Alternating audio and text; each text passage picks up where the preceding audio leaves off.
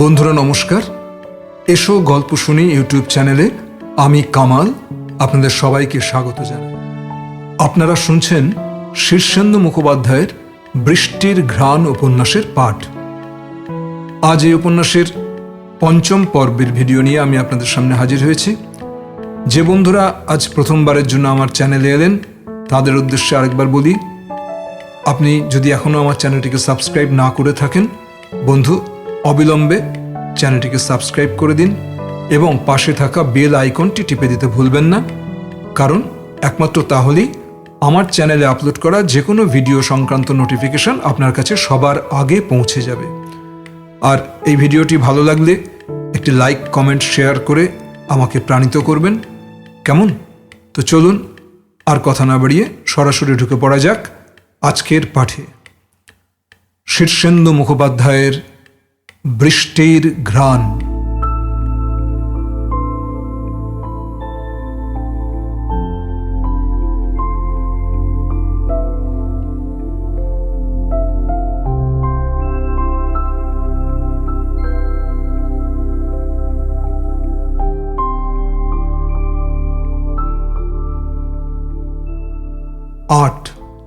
মঞ্জু।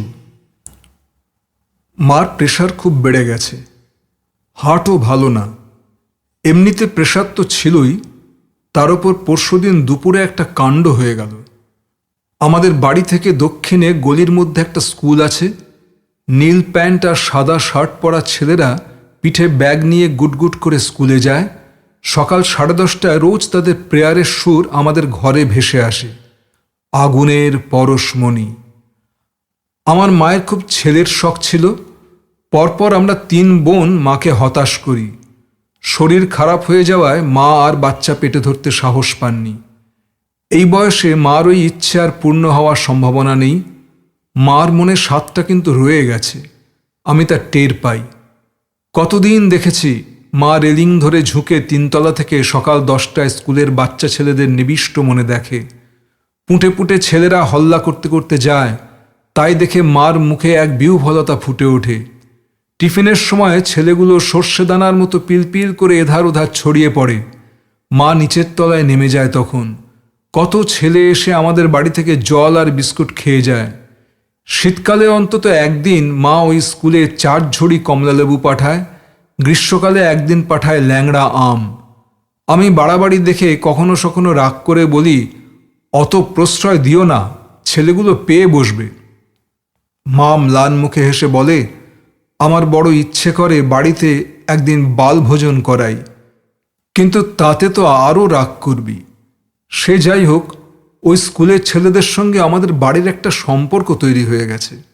মা যখন রেলিংয়ে দাঁড়ায় তখন ওই ছেলেদের অনেকেই মুখ তুলে মাকে ডেকে যায়, আন্টি। কেউ বলে, মাসিমা। মা হাত নাড়ে, তারা চলে যায়। মা কখনো সখনো আমাকে ডেকে ছেলেদের চিনিয়ে দেয়, ওই যে ফর্সা ছেলেটা, ওর মা নেই, বাবা আবার বিয়ে করেছে। আর ওই যে রোগা মতন, ও হচ্ছে বাবলু, ভীষণ দুষ্টু। আর ওই যে, মা বলে যায়। আমি কখনো বা কৌতূহল বোধ করি, কখনো বা করি না, কিন্তু ছেলেগুলো আমাকেও চেনে ঠিক। রাস্তায় কখনো সখনো চমকে উঠে শুনি অচেনা ছেলে ডেকে বলছে, দিদি কোথায় যাচ্ছ? চমকে উঠে হেসে ফেলি, একরকম ভালোই লাগে। একদিন গড়িয়াহাটায় একটা বাচ্চা আমার হাত জড়িয়ে ঝুলে পড়েছিল, দিদি ও দিদি। সঙ্গে তার বাবা আর মা। সে আমার হাত ধরে টেনে তার মার কাছে নিয়ে যায় আর বলে, আন্টির মেয়ে, আমার দিদি। কি লজ্জায় পড়েছিলাম। ছেলেটির মা বাবা দেখলাম মার কথা খুব জানে। ভদ্রমহিলা বললেন, আপনার মার কথা শুনে শুনে কান কালা হয়ে গেছে। শুনে লজ্জা পাই। ছেলেরা আমাকে যে রাস্তায় ঘাটে দেখে ডাকে, খুশি হয়, মা বাবার কাছে নিয়ে যায়, সে তো আমার জন্য নয়। আমার ভালোবাসা তারা পায়নি, তবু তাদের আন্টির মেয়ে বলে আমার এত আদর। টিফিনের সময় আমাদের নিচের তলায় রাজ্যের ছেলেরা এসে মাকে ঘিরে ধরে বসে, জল খায়, বিস্কুট নিয়ে পকেটে পরে গল্প করে কত। মা প্রত্যেকের নাম, বাড়ির খবর রাখে, কিন্তু আমি তাদের অধিকাংশকেই চিনি না। রাস্তায় ঘাটে তাই আমাকে লজ্জা পেতে হয়, তবু ভালোই লাগে। কখনো কখনো রেলিং ধরে দাঁড়িয়ে আমিও তাদের দেখি। তারা হাসে, হাত নাড়ে, ডেকে যায়। যা বলছিলাম, পরশুদিন দুপুরে রোজকার মতো মা বিছানা ছেড়ে উঠে সিঁড়ির মুখে গিয়ে মদনকে ডেকে বলল, ও মদন, জলের ড্রামটায় বরফ ফেলেছিস তো? বিস্কুটের প্যাকেটগুলো খুলে প্লেটে রাখ, সময় হয়ে এসেছে। এই বলে মা বারান্দায় গিয়ে দাঁড়িয়েছে মাত্র, সেই সময় হঠাৎ রাস্তায় একটা চেঁচামেচি শোনা গেল, কয়েকটা দৌড় পায়ের শব্দ। বারান্দায় মা উৎকর্ণ হয়ে টিফিনের ঘণ্টার শব্দ শোনার জন্য অপেক্ষা করছিল। হঠাৎ চেঁচিয়ে বলল, কি হয়েছে রে? ওরে কি হয়েছে? ওই বড় বড় ছেলেগুলো দৌড়ে পালাচ্ছে কেন? ও মঞ্জু, দেখে যা। আমি উঠতে উঠতেই দুটো বোমার শব্দ শোনা গেল। আমি বেরিয়ে দেখি মা রেলিংয়ের ওপর দিয়ে আধখানা শরীর বাইরে ঝুলিয়ে দিয়েছে। মাকে টেনে আনি, দেখি মার মুখ সাদা, কপালে ঘাম, ঠোঁট কাঁপছে। আমার দিকে বড় বড় আতঙ্কের চোখে চেয়ে মা বলল, কতগুলো বড় ছেলে স্কুলটার দিক থেকে দৌড়ে এলো। ওরা স্কুলের ছেলে নয়, হাতে বড় বড় ছোরা, ছোট টিন, দৌড়ে পালিয়ে গেল। ওই শোন, স্কুলের দিকটায় খুব গোলমাল শোনা যাচ্ছে।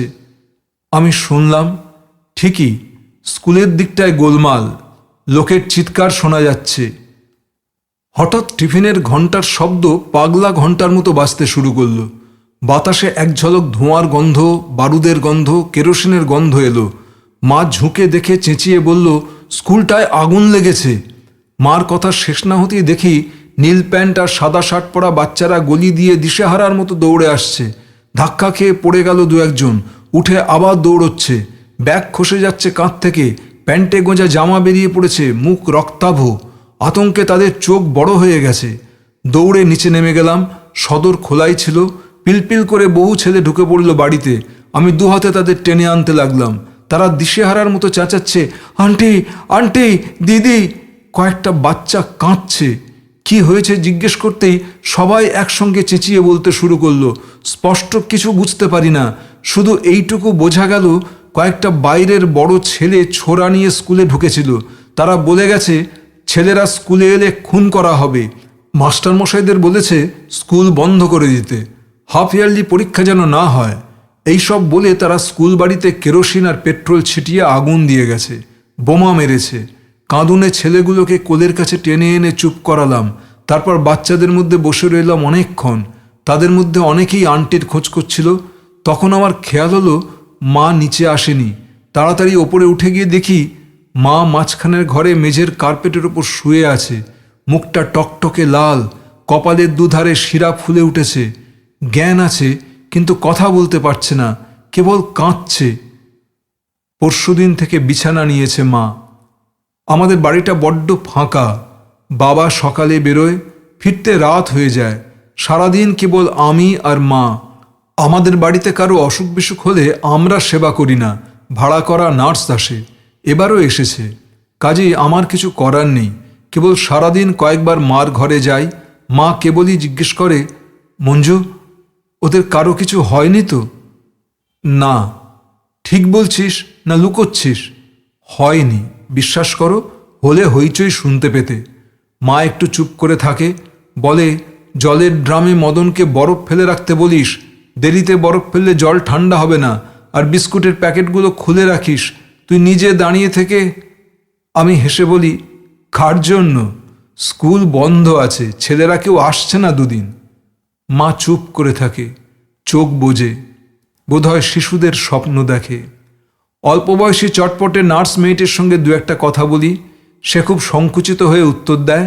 ইচ্ছে ছিল এই দুপুরের নির্জনে তাকে ঘরে ডেকে নিয়ে একটু গল্প করব, কিন্তু তার সংকোচ দেখে বুঝতে পারি আড্ডা জমবে না, তাই বেরিয়ে আসি।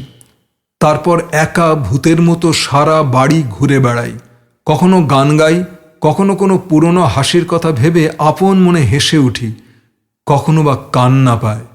সব জানলা দরজায় ভারী পর্দা কিংবা খসখস ঝুলছে। ঘরগুলো ছায়া ছায়া অন্ধকার, বাইরের বেলা বোঝা যায় না। সুগন্ধি ভেজা খসখস সরিয়ে এক পলক বাইরে তাকাই, দমকা গরম বাতাস শরীরে লাফিয়ে পড়ে। খরসান দুপুর বিশাল পুরুষের মতো জ্যোতির্ময়। রূপো রঙের দুপুরের দিকে খানিকক্ষণ মুগ্ধ চোখে চেয়ে থাকি। কোথাও যাওয়ার নেই, এই খরার দুপুরে কোথাও যেতে ইচ্ছেও করে না। অদ্রি কাছে নেই, রানুকে নিয়ে গেছে, কাজেই আর শিগগির আসবেও না। সেদিন ওদের বাড়ি থেকে গাড়ি ঘুরিয়ে আমাকে বাড়িতে পৌঁছে দিয়ে যাওয়ার সময় সেই রকমই বলে গেল অদ্রি, সাবধানে থেকো, রানুকে নিয়ে যাচ্ছি।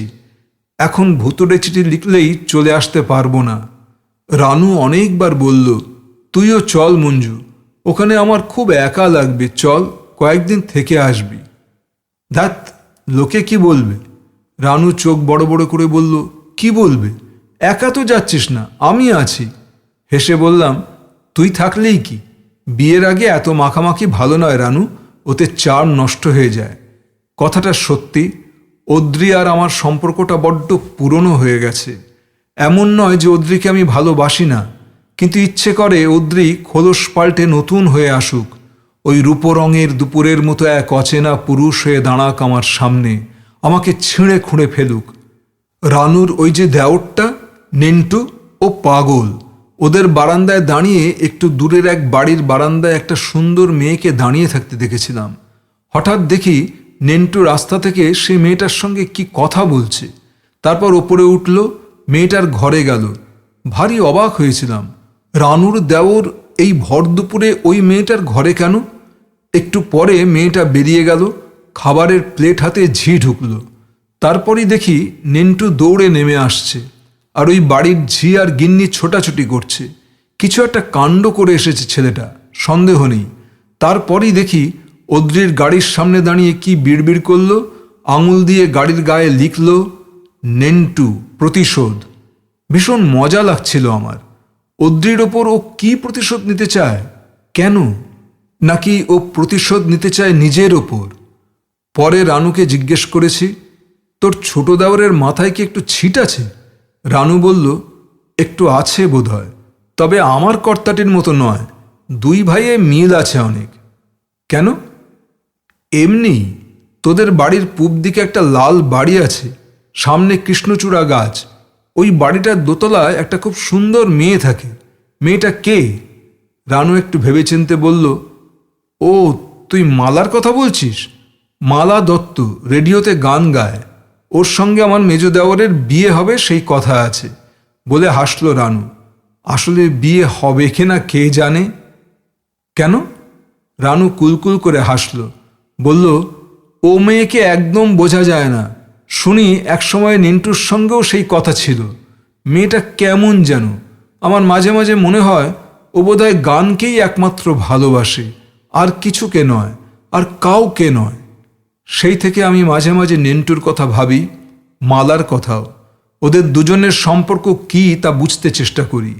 নেন্টু ওই বাড়ি থেকে দৌড়ে নেমে এসেছিল কেন, সেই রহস্য নিয়েও মনে মনে নাড়াচাড়া করি।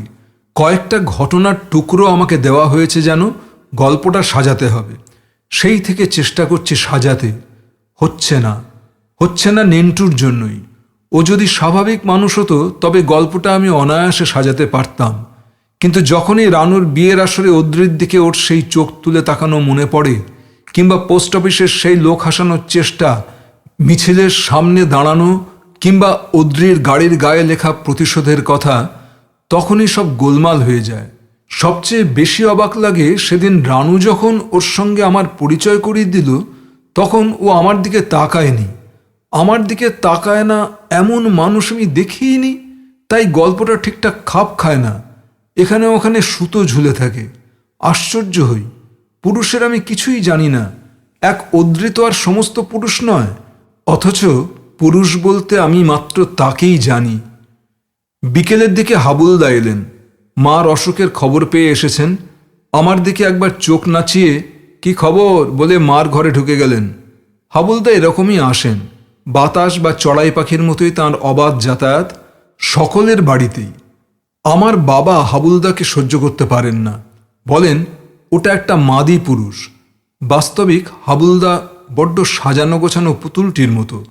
রোজ দাড়ি কামান, কেয়ারি করে চুল আঁচড়ান, ধুতিটি পাঞ্জাবিটি রোজ পরিপাটি, জুতোয় পালিশ, আয়না দেখলেই সামনে একটুক্ষণ দাঁড়াবেনি। হাবুলদার চোখের নিচে একটু কাজল টানার ক্ষীণ রেখা চোখে পড়ে, পাউডার স্নোর গন্ধ পাওয়া যায়। গড়িয়াহাটার দিকে কিছু ছেলে সন্ধেবেলা রাস্তায় দাঁড়িয়ে আড্ডা দেয়, তাদের মুখে স্নো পাউডার, ঠোঁটে ন্যাচারাল কালারের লিপস্টিক লাগানো।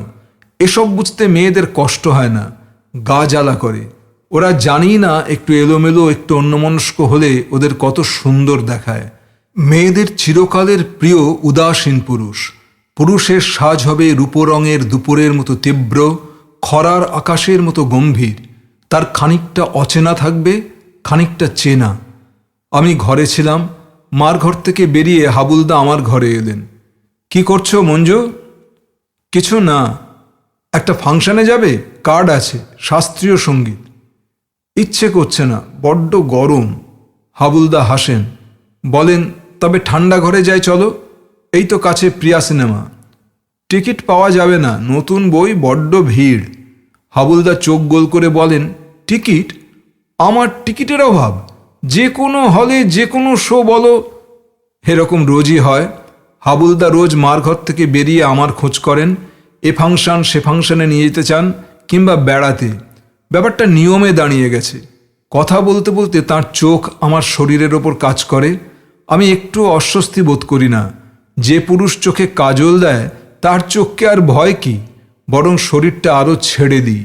মনে হয় যদি সব খুলে ফেলে হাবুলদার সামনে দাঁড়াই, তবে হাবুলদা নিশ্চয়ই ভীষণ অসহায়ভাবে কেঁদে ফেলবেন, হাঁটু গেড়ে বসে বলবেন, আমাকে ক্ষমা করো। মৃদু হেসে বলি, তার চেয়ে আরেকটা জায়গায় নিয়ে যাবেন? কোথায়? পার্ক স্ট্রিটের একটা রেস্টুরেন্টে, ঠান্ডা বিয়ার খাবো। হাবুলদা হাসেন না। খুব পেকেছ। শ্বাস ফেলে বলি, ছেলেবেলা থেকেই আমি পুরুষদের ইঙ্গিত বুঝতে পারি। চলুন না, খেয়ে আসি। বলে হাবুলদার চোখের দিকে চেয়ে থাকি। উনি মনে মনে পিছু হটছেন। বুঝতে পেরে হেসে ফেলি। হাসিটাই বোধহয় তাঁর শরীরে আগুন ধরিয়ে দিল। আমার চোখে চোখ ফেরত দিয়ে বললেন, সত্যিই যেতে চাও নাকি পরীক্ষা করছো? লাফ দিয়ে উঠে বললাম, সত্যিই যেতে চাই। হাবুলদার চাপা গলায় বললেন, তবে চলো মঞ্জু, দেখি কেমন পারো। 1 মিনিট, আমি পোশাক পরে নিই। ঝড়ের গতিতে আমি পোশাক পাল্টাই। আমার শরীরে সেই পাগল নাচ রক্ত নাচাচ্ছে। পাগল পাগল লাগছে। আমি সম্পূর্ণ সবুজ সাজ পরলাম। ঘরে এসে দেখি হাবুলদা চেয়ারের পিঠে মাথা রেখে চিত হয়ে সিলিং দেখছেন, মুখে দুশ্চিন্তা। আমাকে দেখে সোজা হয়ে বসে বললেন, এ যেন গ্রিন রেভলিউশন। সত্যিই যাবে মঞ্জু? ভয় পাচ্ছেন? না, আমার ভয়ের কি? ভয় তো মেয়েদের। অদ্রিবাবু যদি রাগ করেন? কেউ জানবে না, চলুন। ট্যাক্সিতে হাবুলদার পাশে বসে পার্ক স্ট্রিটে যেতে আমার একটু অস্বস্তি হচ্ছিল না। মনে হচ্ছিল আমি একাই যাচ্ছি, সঙ্গে বড়জোর আমার চাকর রয়েছে। একা হওয়ার একটা উগ্র মাতলামি আছে আমার ভেতরে। চারদিকে খরার কলকাতা, ভিখেরির চিৎকার, ঝরে যাওয়া পাতার গাছ, ধুলোটে বাতাস আর অন্ধকার ঘর আমার ভালো লাগছিল না। পৃথিবীতে কাউকেই আমার ভয় পাওয়ার নেই। অদ্রি যদি জানেও ক্ষমা করবে, সবাই ক্ষমা করবে আমাকে।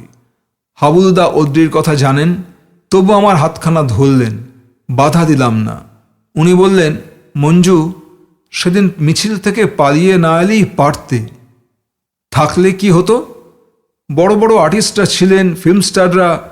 কখন কার নজর পড়ে যেত, ভবিষ্যৎটাই পাল্টে যেত হয়তো। বলে নিজেই হাসলেন। বললেন, শেষ পর্যন্ত কোনো হাঙ্গামাই হয়নি। সেই গুন্ডা ছেলেটাকে আমরা মেরে তাড়িয়ে দিই। আমি হেসে বললাম, সেই ছেলেটার সঙ্গে কিছুক্ষণ পরেই আমার দেখা হয়েছিল। তার গায়ে একটুও মারের চিহ্ন ছিল না। হাবুলদা চমকে উঠে বললেন, তুমি তাকে চেনো? চিনি। কে বলো তো? বলবো না। হাবুলদা একটা শ্বাস ফেলে আমার হাতটা ছেড়ে দিলেন। সেই হাতেই পকেট থেকে রুমাল বের করে নাক মুছলেন। আমি অবশ্য তাকে চিনি। একটু চমকে উঠে বললাম, কে বলুন তো? হাবুলদা আমার দিকে চেয়ে হাসলেন। তার নাম সোমসুন্দর রায়, ডাকনাম নেন্টু। একসময় নামকরা বক্সার ছিল। চুপ করে থাকি। হাবুলদা আবার হাত ধরার জন্য হাত বাড়ান। আমার একটু ঘেন্না করে। ওই হাতে লোকটা নাক মুছেছেন। আমি হাত কোলের ওপর সরিয়ে নিই। হাবুলদার হাতটা সিটের ওপর একা পড়ে থাকে। একটু চিন্তিত মুখে উনি বলেন, তুমি ঠিকই বলেছ মঞ্জু। সেদিন আমরা ওর খুব একটা ক্ষতি করতে পারিনি। খানিকটা বক্সিং জানে বলে বেরিয়ে গেছে, কিন্তু তাতে কিছু যায় আসে না। পুলিশে ডায়েরি করা আছে, আমরাও লোক লাগিয়েছি। ও যাবে কোথায়? আমি যদি ইচ্ছে করি তবে যে কারো লাশ ফেলতে পারি কলকাতায়। ওকে আমরা ঠিক পেয়ে যাব মঞ্জু। শুনে আমার হেসে উঠতে ইচ্ছে করে। যদি এতই তোমার ক্ষমতা, তবে কেন চোখে কাজল পরো? জানো না কাজল পরা দুর্বলতা? ওই কেয়ারি করা চুল, কামানো গাল, পরিপাটি স্ত্রী পাঞ্জাবি, এসবই দুর্বলতা। পুরুষ তো ময়ূর নয় যে পেখম ধরবে। হাবুলদা নিজের মনেই বলেন, ছেলেটা ঠান্ডাই ছিল, হঠাৎ বড্ড নড়ছে চড়ছে। শুনেছি পুলিশের গায়ে হাত তুলেছিল বলে জেল খেটে এসেছে। সস্তা একটা রংবাজি করে মিছিলটা আটকে আমার প্রেস্টিজ নষ্ট করেছে। ওকে ঠিক পেয়ে যাব মঞ্জু, ভেবো না। হাবুল সেন যে ফাংশন অর্গানাইজ করে তাতে কেউ মাস্তানি করেনি আজ পর্যন্ত। তুমি বলছিলে চেনো, কীরকম চেনা? আত্মীয়? আমি মুখটা বাইরের দিকে ফিরিয়ে নিলাম, বললাম, আপনি কি ভাবছেন আমি নেন্টুর জন্য ক্ষমা চাইব আপনার কাছে? হাবুলদা থতমত খেয়ে বলেন, না না, তা ভাববো কেন? বলি, তাহলে অত কথা বলার কি দরকার? আপনারা যা খুশি করবেন ওকে, ও আমার কেউ না, মুখ চিনি মাত্র। হাবুলদা চুপ করে যান। পলকের মধ্যেই আমি তাকে আবার ভুলে যাই, সব ভুলে যাই। ট্যাক্সির বাইরে উদ্দাম বয়ে যাচ্ছে কলকাতার রূপলি রোদ, জ্যোতির্ময় দুপুর, একা নিঃসঙ্গ স্কাইস্ক্র্যাপার, ধুলোটে আকাশ। এখন কারও কথা মনে থাকে না। এই জায়গাটার নাম জানো? হাবুলদা ফিসফিস করে জিজ্ঞেস করেন। কি? চাপা গলায় বলি, রেস্টুরেন্টের এই ঘরটার নাম পাগলা ঘর। মুখ টিপে হাসি। কি পাথরের মতো ঠান্ডা মেঝে, কি সুন্দর সব ডুম থেকে আলো ঝুলছে। মাঝখানে অনেকটা ফাঁকা জায়গায় স্বর্গের আলোতে নাচছে ছেলে মেয়ে। সে নাচের বাজনা বাজাচ্ছে যারা, তারা বসেছে দূরের অন্ধকারে। ড্রামের শব্দ, অদ্ভুত গিটারের শব্দ, বঙ্গ বাজছে, বাজছে পিয়ানো অ্যাকর্ডিয়ান। আলো থেকে অন্ধকারে নাচিয়েদের মুখ বারবার ভেসে উঠে মিলিয়ে যাচ্ছে। সেই সব মুখে মাতাল হাসি, চোখে কুচি কুচি আয়না থেকে ছিটকে পড়া আলোর মতো বিভ্রম। মনে হয় এখানে কেউ জেগে নেই, স্বপ্নের ভিতরে শুধু ঘুরে যাচ্ছে, ঘুরে ঘুরে যাচ্ছে। দেয়ালের ধার ঘেঁষে ঘেঁষে গভীর গদির চেয়ার, লাল রঙের মসৃণ টেবিল। মদের মিষ্টি গন্ধে মাথা ঝিমঝিম করে। নাচ আর বাজনার শব্দ আমার বুকের ভিতরে দ্রিম দ্রিম করে প্রতিধ্বনি তোলে। সেখানে এক আদিম নাচ লুকিয়ে আছে কবে থেকে। একা ঘরে কতবার নেচেছি, মুগ্ধ হয়ে চেয়ে থাকি। কলকাতার খরা চোখ থেকে মুছে যায়। হাবুলদা ঝুঁকে জিজ্ঞেস করেন, কেমন লাগছে? দারুণ। হাবুলদা বিয়ারের লম্বা জগটা এগিয়ে দেন। খাও, আস্তে আস্তে খেও, মাংসের বড়া আসছে। তেতো বিয়ার, কিন্তু তার গন্ধটা বড় মিষ্টি। আমি আস্তে আস্তে খেতে থাকি, ভালো লাগতে থাকে। মাংসের বড়া মুখে তুলি, পেঁয়াজ খাই, পাঁপড় ভাজা দাঁতে ভাঙি, বিয়ারে চুমুক দিই, ভালো লাগতে থাকে। বহুকালকার পুরনো অভ্যাসগুলি, স্মৃতিগুলি খুলে পড়ে যেতে থাকে। সেও এক রকমের বসন খোলা। বিয়ারের ওপর আমার মনটা ভাসতে থাকে। বাজনাটা থামে, নাচের দলটা মিলিয়ে যায় অন্ধকার কোণে কোণে। বাজনাটা থামতেই আমার রক্তের তাল থেমে যায় যেন, দম বন্ধ হয়ে আসে। ঠোঁট থেকে বিয়ারের ফেনা মুছে হঠাৎ চেঁচিয়ে বলি, বাজাও! সঙ্গে সঙ্গে ঘরের আলো পাল্টে সবুজ হয়ে যায়, বাজনা বেজে ওঠে। পাগলের মতো বাজতে থাকে। সমস্ত বিদেশকে, অচেনা পৃথিবীকে, পাহাড় সমুদ্র অরণ্যকে, আদিমতাকে ঘুরিয়ে এনে আছড়ে ফেলতে থাকে নাচঘরের মেঝে। চারদিকে মানুষেরা দুলতে থাকে, কাঁপতে থাকে। আমি দেখি এ যেন কয়েক হাজার বছর আগেকার পৃথিবীর আরণ্যক ছায়া। গাছের ফাঁকে ফাঁকে বন্যোৎসব। মানুষেরা শিকারের চারদিকে ঘুরে ঘুরে জয়ের নৃত্য করছে। এখানে কেউ কারো নয়, যে যাকে চায় সে তার। অধিকার বোধহীন এ এক অবাক উৎসব। চিতাবাঘের মতো সতেজ একটা ছেলে লাফ দিয়ে ভেসে এলো। তার মুখে দাড়ি, চৌকো চোয়াল, বিশাল কাঁধ, মুখে একটা বোধহীন লোল হাসি। মুখের চামড়া এবড়ো খেবড়ো, তাতে ব্রোঞ্জের মতো একটা রং, চোখ ঝিকোচ্ছে। কোন অন্ধকার থেকে সে উঠে এলো কে জানে। তামাটে রঙের ভীষণ চাপা প্যান্ট ফুঁড়ে ফুলে আছে তার সবল উরু, ঘন নীল শার্টের খোলা বোতামের ভিতর দিয়ে তার রোমশ বুক দেখা যাচ্ছে। সেই বুকে একটা সোনার চেনে ঝুলছে ক্রুশ। সে আমার টেবিলের উপর ঝুঁকে অনায়াসে বিনা দ্বিধায় স্পর্শ করল আমার কনুই। ফিসফিস করে আবেগের গলায় বলল, মিস, ও মিস, কাম অন, আজ তোমার দিন, আজ তোমার দিন। এতটুকু দ্বিধাবোধ করি না। স্মৃতি নেই, বোধ নেই, কেবল দ্রিম দ্রিম করে বুকের ভিতরে যুদ্ধের বাজনার মতো কি যেন ডাকে। উতরল সমুদ্রের মতো তার ডাক, স্তম্ভিত পাহাড়ের মতো তার আকর্ষণ, হাজার বছরের শ্যাওলায় সবুজ অরণ্যের মতো তার টান। অচেনা বিদেশ, অচেনা মানুষেরা চারদিকে। আমি তো কারও নই, আমার তো কেউ নেই, শুধু আছে মুহূর্তগুলি। আমি উঠে দাঁড়াই। বিয়ারটা ধরেছে আমাকে। মাথাটা ঘোরে, পা টলে একটু। ছেলেটা দুই বিশাল হাতে পাখির মতো আমাকে তুলে নেয়। নাচের চত্বরে সে এনে আমাকে ছেড়ে দেয়। পা টলতে থাকে আমার, মাথা ঝিমঝিম করে। আমি মাতালের হাসি হাসতে থাকি। ছেলেটার মুখ আমার মুখের ওপর ছায়া ফেলে। তার পরমুহূর্তেই সে আমাকে তার বিশাল বুকের মধ্যে টেনে নেয়। বাজনার শব্দ গভীর কুয়ার ভিতর থেকে উঠে আসতে থাকে। কি গভীর শব্দ! সে আমাকে চরকির মতো ঘোরাতে থাকে। আমি তার পুরুষালী গায়ের শ্বেত গন্ধ পাই। মুখ তুলে হাসি। তার গলার ক্রুশটা আমার গালে লাগে, ঠোঁটে লাগে। গভীর তৃষ্ণায় আমি ক্রুশটা দাঁতে চেপে ধরি, মুখে নিই। ঠান্ডা স্বাদ। ছেলেটা চোখে চোখ রেখে হাসে। অচেনা সে, বড়ই অচেনা। তবু পৃথিবীতে কে কার? আমি ক্রুশ মুখে নিয়ে হাসি। নাচের তালে আমার পা পড়ে না। বাজনা একদিকে বাজে, আমার পা পড়ে অন্যদিকে। আমি গভীর নির্ভরতায় তার বুকে মাথা রাখি। সবল হৃৎপিণ্ডের ডুবডাব ডুবডাব শব্দ শুনতে পাই। সেই তালে পা ফেলি। কে যেন চেঁচিয়ে বলে, দ্য গ্রিন লেডি, হোয়া! একটা লোহার বালা পরা হাত আমার হাত চেপে ধরে। কানের কাছে আর একটা পুরুষ গলা বলে, কাম অন গ্রিন লেডি। পর মুহূর্তেই ছেলেটার বুক থেকে অন্য একজন কেড়ে নেয় আমাকে, চুমু খায়। উদ্দাম ড্রামের শব্দ সঙ্গীতের সব নিয়ম ভেঙে দিতে যাচ্ছে। কেউ বাজনার সঙ্গে পা ফেলতে পারে না, তার দরকারও নেই। পাগলা ঘরে কোনো নিয়ম নেই, লজ্জা নেই, রাগ করবে না কেউ, মানা করবে না। আমি অনায়াসে পা ফেলতে থাকি, নাচের সব সীমাবদ্ধতা ভেঙে দিতে থাকি। এক বুক থেকে আর এক বুকে চলে যাই। অচেনা সব হৃৎপিণ্ডের শব্দ শুনতে থাকি। কে যেন এক পলকের জন্য নাচের চত্বর থেকে তার অন্ধকার টেবিলে নিয়ে যায়। তার মুখ দেখতে পাই না, শুধু লাল টকটকে জামাটা দেখি। একটা গভীর খয়েরি রঙের মদ ঝকঝকে গ্লাসে তুলে দেয় আমার মুখে।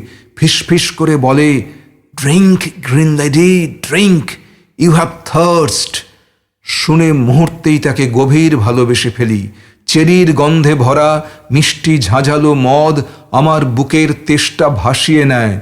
যুদ্ধের বাজনা দ্বিগুণ হয়ে ডাকে। লাল জামা পরা লোকটা আমাকে বুকে নিয়ে ঝাঁপিয়ে পড়ে নাচের চত্বরে।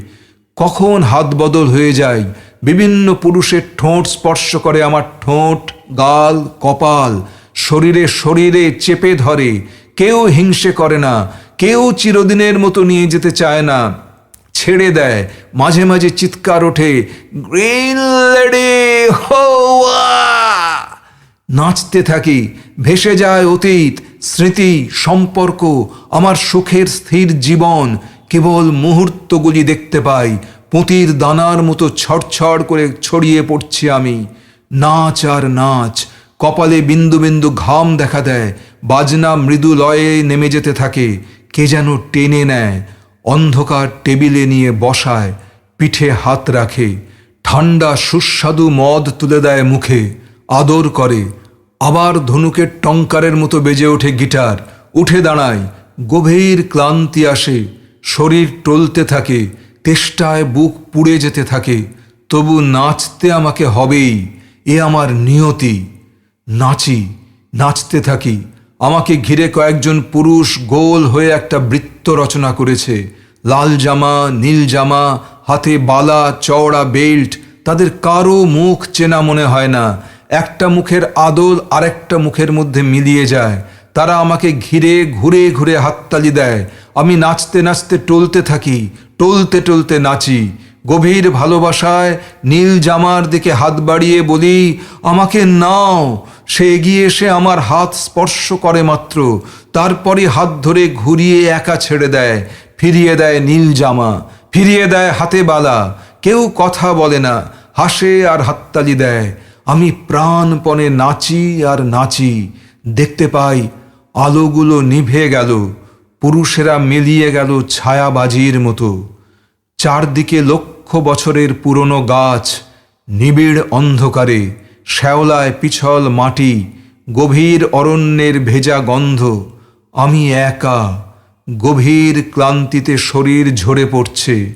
চেনা প্রিয় কোনো মানুষের নাম ধরে চিৎকার করে ডাকতে যাই। ভয়ঙ্কর আতঙ্কে দেখি সব নাম ভুলে গেছি। কারো নাম মনে পড়ে না, কারো মুখ না, কারো স্পর্শ না। গভীর অরণ্যে গম্ভীর বাতাস বয়ে যায়। ফিসফিস করে বাতাস বলে যায়, green lady, dance alone, this day is for you. আমি চিৎকার করে বলি, ক্ষমা করো, কিন্তু সব ভাষা ভুলে গেছি কবে। কেবল আদিম মানুষের ভাষাহীন শব্দ বুক থেকে বেরিয়ে আসে, হোয়া।